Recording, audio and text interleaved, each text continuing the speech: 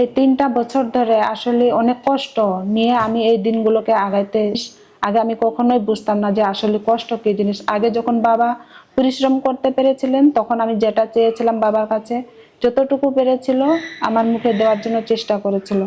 বাবা যখন অসুস্থ হয়ে পড়ে তখন থেকে আমার জীবনের সেই স্বপ্নগুলো হারিয়ে গেছে। তখন আমি বুঝলাম কি যে আসলে সংসারে একটা বাবা মা সুস্থ থাকলে আর রোজগার থাকলে মেয়েদের জীবন কতটা সুখের হয়।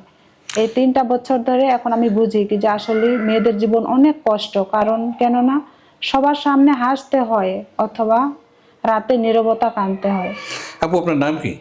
আমার নাম হচ্ছে রাবিয়া। বাড়ি কোথায়? দেশের বাড়ি হচ্ছে পাবনা। পাবনাতে। বয়স কত আপনার? বয়স 23 23 চলতেছে। বছর। তা আপু, আপনি মূলত চাচ্ছেন আমাদের এখানে বিয়ে শাদী করার জন্য, তাই তো?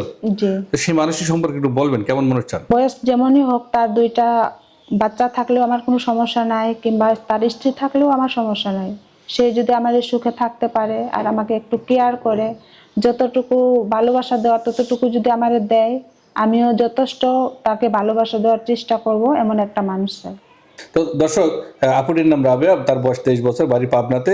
স্ক্রিনে যে নাম্বারটি দেখছেন এই নাম্বারটিতে ইমাম হোয়াটসঅ্যাপ খোলা আছে, স্ক্রিনশটে ছবি তুলে আমাদেরকে পাঠিয়ে দেবেন, আমরা যোগাযোগ করিয়ে দেবো। অযথা কল দিয়ে বিরক্ত করবেন না। ধন্যবাদ।